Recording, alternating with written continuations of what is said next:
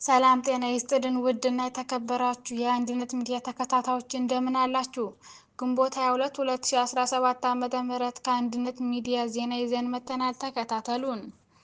አምሳ አለቃ ታደሰ ከሰሜን ምስራቅ እዝ 4ኛ ኮር 6ኛ ክፍለ ጦር 4ኛ ሻለቃ 1ኛ ሻምበል መሪ የሆነው ሙሉ ትጥቅንና አይኮን ሬዲዮ በመያዝ የአማራ ፋኖ ብሔራዊ ኃይል በጎጃም ቀጠና 1ኛ ክፍለ ጦር ኮሎኔል ታደሰ ሙሉነ ብርጌድ አለማየሁ ከቤ ሻለቃን ተቀላቅለዋል።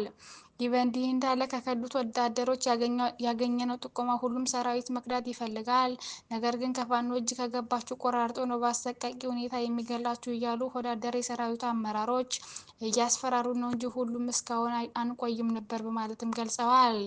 ሌሎች በርካታ የመከላከያና የአድማ ብተና አባላት በከፍተኛ ሁኔታ ፋኖን እየተቀላቀሉ ይገኛሉ። በሌላ የግንባር ዜና በራያ ቆቦ ወረዳ አራዱም ቀበሌ ላይ የነበረው የአገዛዙ ወታደራዊ ካምፕ መውደሙ ተሰማ። የዋርካው ምሬ ወዳጆ ልጆች አጥቢያ ሌሊቱን ወታደራዊ ካምፑን በመቆጣጠር በርካታ የአገዛዙ ወታደሮችን ሲገሉ በርካቶችን ደግሞ አቁስለዋል። የአማራ ፋኖ ብሔራዊ ኃይል ኮር 2 ዞብላምባ ክፍለ ጦር በአራት ግንባር ማለትም አቦሆይ ጋሪያ፣ ድንጋይ ቀበሌ፣ አረፋ ጊዮርጊስና አራዱም ከተማ የፋሽስቱ ብልጽግና ዙፋን አስጠባቂ ጦር ጋር በመፋለም ታላቅ ጀብድ ፈጽመዋል።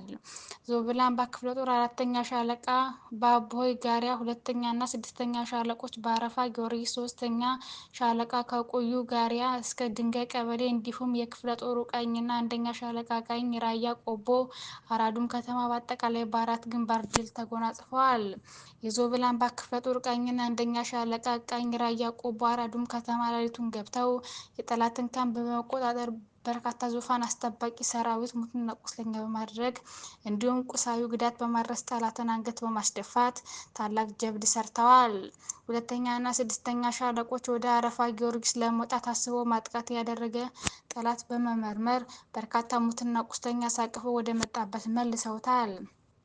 ከራያ ቆቦ በሰሜን ምስራቅ አቅጣጫ ድንጋይ ቀበሌ ዙሪያ አንድ ሻለቃ በርካታ የጠላት እግረኛ ሰራዊት በሞርተር ብዙ 23 ብረት ለበስ ታጅቦ ማጥቃት ቢያደርግም በአንድ አካባቢ ብቻ 22 አስክሬን ያነሳ ሲሆን 3 ፓትሮል እና 3 ኦራል ቁስለኛ ወደ ቆቦ ሆስፒታል ተጭኗል።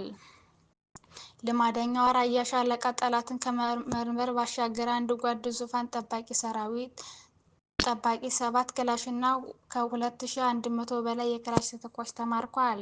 በርካታ ሰብአዊና ቁሳዊ ኪሳራ የደረሰበት የጠላት ንጹሃንን ኢላማ ያደረገ የከባድ መሳሪያ ጥቃት በመክፈት ድንጋይ ቀበሌ አካባቢ ልዩ ስሙ ኮረኮራ መንደር በብረት ለበስ 3 መሳሪያ ቤት ከነ ሙሉ ንብረቱ በማቃጠል ሙሉ ለሙሉ አውድሟል።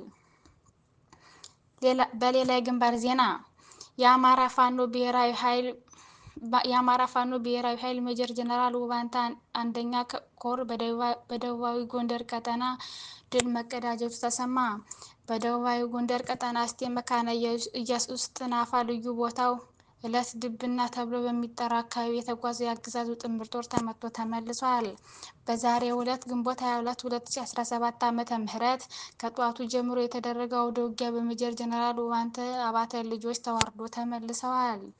ከእስቴ መካነ ኢየሱስ ከተማ በርካታ ኃይሉን አሰባስቦ ፋኖን ለማፈን ወደ ጥናፋ እለት ድባና የወጣው የብልጽግና ዙፋን ጠባቂ ሰራዊት በጀግኖቹ በደረሰበት ሙትና ቁስለኛ ተደርጎ ተመልሰዋል።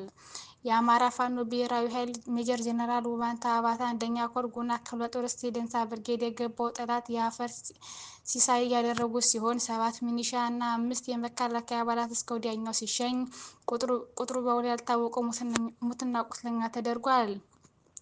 በአርበኛ ብርቃየሁ ደምስ የሚመራው የእስቴ ደንሳ ብርጌድ 7 አባላት ብቻ የፈጸሙት ጀብድ መሆኑም ታውቋል። አውደ ውጊያው በጨበጣና በደፈጣ የተደረገ ሲሆን የአገዛዙ ጥምር ጦር ከፍተኛ የሆነ ሰብአዊና ቁሳዊ ኪሳራ ደርሶበታል። ተከታታዮቻችን ለዛሬ የነበረን ዜና ይሄንን ይመስላል። በቀጣይ ጊዜ እስከምንገናኝ መልካም ጊዜ ይሁንላችሁ።